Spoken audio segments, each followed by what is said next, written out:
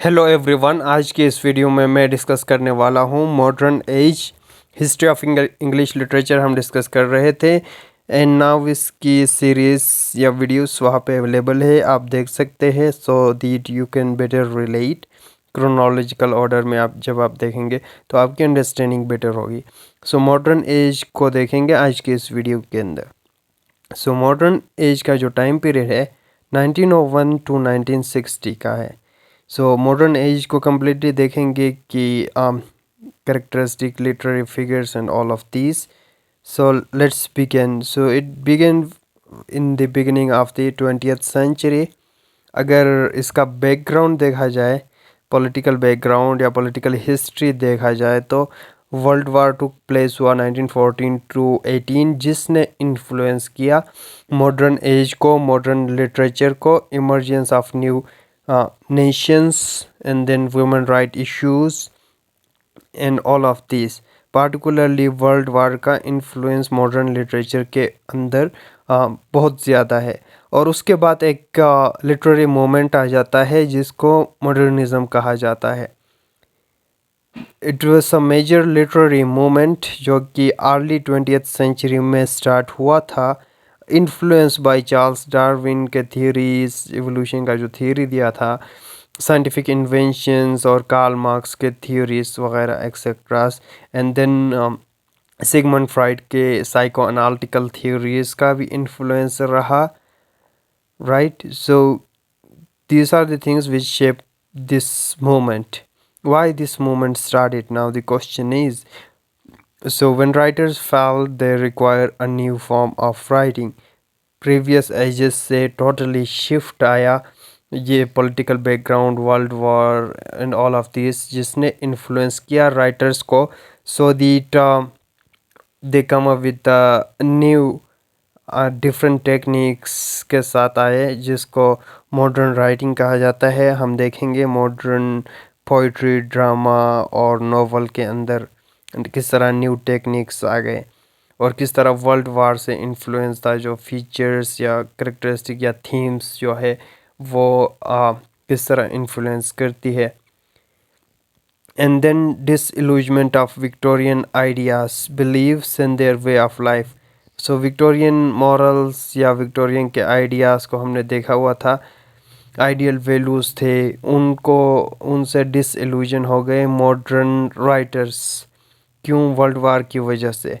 सो वो डिसइल्यूजन हो गए कि there is no such an ideal exist and this world is a chaos and no purpose of life. जो अब हम देखेंगे नाइहिलिज्म आ जाता है, एग्जिस्टेंशियल क्राइसिस आ जाता है, लेक ऑफ फेथ आ जाता है, ये इंपॉर्टेंट थिंग्स है।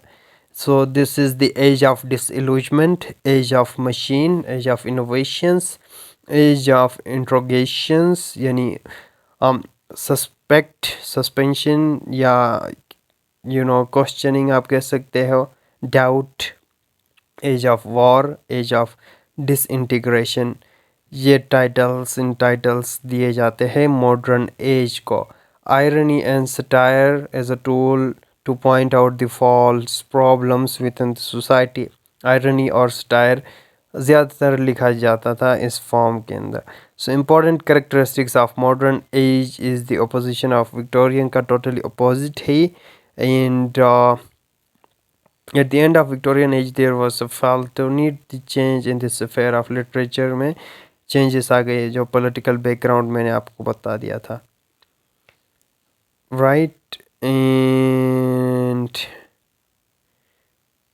the Victorian, ये वही comparison कर रहा है Victorian का modern age के साथ।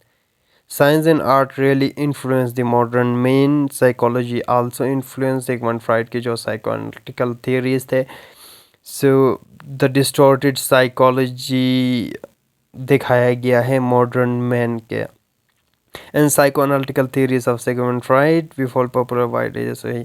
सो मॉडर्न पोइट्री से, जो मॉडर्न लिटरेचर के अंदर है, मॉडर्न पोइट्री से स्टार्ट करते हैं और जो प्रोमिनेंट लिटरेरी फिगर है या मॉडर्न पोइट है वो टी.एस. इलियट है। टी.एस. इलियट का जो पोइम है द वेस्टलैंड, इसको हॉलमार्क या आइडियल पोइम या representative of the modern as आप ले सकते हैं। पार्टिकुलरली एक और इसका जो दूसरा पोइम है द हॉलो मैन, वो भी एक इम्पॉर्टेंट है आपके कोर्स में, दोनों इंक्लूड है, आप पढ़ लेंगे। The waste land his famous poem its represent the modern age को रिप्रेजेंट करता है, रिफ्लेक्ट करता है, ये शो करता है किस तरह मॉडर्न मैन जो है उसमें lake of faith, chaotic, psychological distortion and all of these. And under the new conditions, modern poet could not take dream bit seriously. यह साइकोलॉजिकल एंगल से बता रहा है। And then Arnold, Matthew Arnold जो थे, वो तो प्रीवियस विक्टोरियन थे ना, was not qualified to give a new direction to poetry. ये कंपैरिजन करते बता रहा है प्रीवियस एज का। सो जो न्यू टेक्निक्स जो आए हुए थे या मूवमेंट्स आए हुए थे, न्यू टेक्निक्स में हमारे पास आ जाता है इमेजिज्म, सिंबलिज्म मॉडर्न पोइट्री के अंदर। सो इमेजिज्म, इमेजिस्ट जो पोइट्री थी वो बिगन पाइनियर है इसके, जो Ezra Pound, Ezra Pound is consider the pioneer of this technique imagism. और उनकी पोइम आप पढ़ेंगे in a station of metro, imagism in a station of metro, Ezra Pound, ये सारे मैंने अलग से वीडियो में डिस्कस किए हुए हैं, आप वहाँ से देख सकते हो। सिंबलिज्म जो कि टेक्निक है, ये भी यूज़ होता है मॉडर्न पोइट्री के अंदर। They exercise to get a freedom in the choice of their new themes. और मेजर थीम्स मैंने आपको बता दिए, लॉस ऑफ फेथ हो गया, पेसिमिज्म हो गया, एंड साइकोलॉजिकल डिस्टोर्शन हो गया। इस तरह के थीम्स के अराउंड रिवॉल्व करती है modern literature. And use new and wide range of this subject and themes and issues. Features of modern poetry देखा जाए तो totally against the Victorian and romantic, disappearance of religious faith यानी lack of faith, regular meter have been discarded, उसको discard किया गया। no juxtaposition of ideas, use of free words में लिखना start कर दिया, and use of irony, use of metaphors and moments को देखा जाए तो imagism और symbolism। imagism का मैंने आपको बता दिया था, इमेजेस पोइट्री यानी इस तरह का लिखना कि इमेजेस क्रिएट हो रीडर्स के माइंड में। और लैंग्वेज इमेजेस पोइट्री में कंसाइज होता है, प्रिसाइज होता है। और इजरा पाउंड की राइटिंग को आप देखें, उनकी पोइम को देखेंगे तो आप बेटर समझेंगे। इन स्टेशन ऑफ मेट्रो को आप पढ़ ले। And then characteristic use of common language, simple language, precise, exact word instead of decorative, ये इमेजिज्म के अंदर आ जाता है। And so this has a revolutionary impact on English language writing for the rest of 20th century। Ezra Pound का मैंने आपको बता दिया। जो दूसरे राइटर इसमें इमेजिस्ट में लिखते हैं, James Joyce, F S. Flint, William Carlos William और दूसरे writers. And symbolism first started in France, representing the themes by the means of symbols के फॉर्म में। सो ये इमेजिज्म इम्पॉर्टेंट है, वो आप देख लें। In the symbolist poetry in England with the appearance of T S. Eliot, wasteland के अंदर आप देखेंगे कि वो सिम्बल्स यूज़ करते हैं, डिफरेंट सिम्बल्स, वो मैंने डिस्कस किया हुआ है। होलोमेंट, वेस्टलैंड कम्प्लीटली आप देख सकते हैं। And T.S.. इलियट के बारे में इनका इंट्रो बताया गया है। Born in USA, great critic, classes, social philosopher. और उनके वर्क्स को हमने पढ़ा था वेस्टलैंड, जिसमें वो मॉडर्न मैन के बारे में बताते हैं कि मॉडर्न मैन किस तरह chaotic है, लॉस ऑफ फेथ है, ये किस तरह एग्जिस्टेंशियल क्राइसिस में है। And hollow man, modern man are hollow man, they are stuff man, वो सब कुछ बता देते हैं अपने इस पोइम के अंदर। And W.B. येट्स एक और लिटरेरी फिगर्स जो इम्पोर्टेंट लिटरेरी फिगर है, W.B. येट्स जो कि एक आयरिश पोइट थे, एंटी रेशनलिस्ट थे, and he was considered the founder of Celtic movement, symbolist थे, राइट। एंड वर्ल्ड वार का इन्फ्लुएंस की वजह से यीट्स जो है रियलिस्टिक डायरेक्शन में लिखते हैं। सो यीट्स के वर्क में वंडरिंग्स ऑफ ऑयसिन और दूसरे वर्क में the shadow waters, the winding stair, the tower, और दूसरे जो इनके पोइम्स है जो आपके कोर्स में मैंने कवर किए चैनल पे अवेलेबल होंगे। And other famous poets include Robert Bridge, G M. Hopkins, A E. Housman and Ezra Pound. Ezra Pound का हमने देखा था इमेजिज्म। सो मेजर थीम्स जो है इसके अंदर satirical, war, social injustice, art, human rights, life, dissatisfaction और फ्यूचरिज्म आ गया। सो मॉडर्न नॉवल को हम डिस्कस करेंगे। इम्पोर्टेंट एंड लिटरेरी मीडियम है, one of the, so only literary form that can compete for the popularity with the film and radio. So modern novel भी काफ़ी important है। The modern men also under the influence of science का world war का influence particularly interested in metaphorical expression में interest आ गया modern man का, which is the characteristics of poetry का जो करेक्टरिस्टिक्स है ये नोवेल के अंदर भी रिफ्लेक्ट होने लगा। And the modern scientific discoveries, technologies का influence, psychology, stream of consciousness, एक न्यू टेक्निक आया आपके नोवेल के अंदर जिसको स्ट्रीम ऑफ कॉन्शियसनेस कहा जाता है, एक इम्पोर्टेंट लिटरेरी टेक्निक है।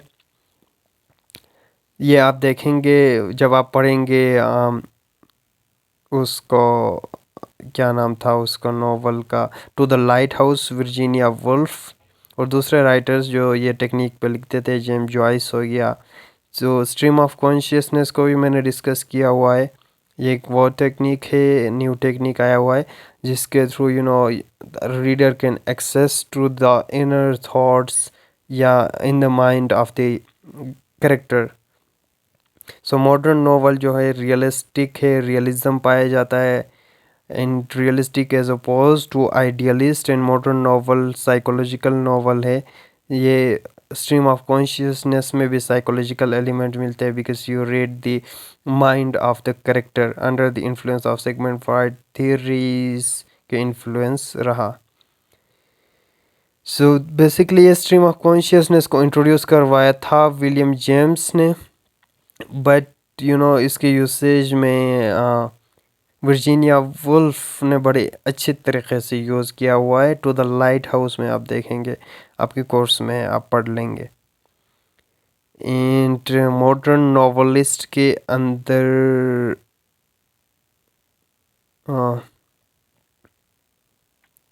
एंसेस्टर्स के अंदर कौन सा नॉवलिस्ट आते हैं? The novelist who dominated the earlier part of 20th century के अंदर, जिसमें हर्बर्ट जॉर्ज वेल्स आते हैं। एंड उसके वर्क में साइंटिफिक रोमांसेस, डोमेस्टिक नॉवेल्स और सोशियोलॉजिकल नॉवेल्स लिखते हैं। एंड दूसरे नॉवेल्स इनके हैं island and doctor Moreau. I be focusing on those parts जो आपके सिलेबस में इंक्लूड है, मैं उन पे फोकस करूँगा, right. So let me drag it, yes, here we are. Domestic novels जो कि familiar with the life in England, and sociological novels ये कुछ ख़ास इम्पोर्टेंट नहीं है। Will be focusing on those writers और those novels which are included in your syllabus जो आप पढ़ेंगे। जोसेफ कॉनरेड को आप पढ़ेंगे, और पार्टिकुलरली उनकी जो नॉवल है द हार्ट ऑफ डार्कनेस, वो एक इम्पॉर्टेंट वर्क है, वो आप पढ़ेंगे। एंड देन वर्जीनिया वुल्फ की जो स्ट्रीम ऑफ कॉन्शियसनेस में उनका जो वर्क है टू द लाइट हाउस, वो आप पढ़ेंगे, इम्पोर्टेंट वर्क है। एंड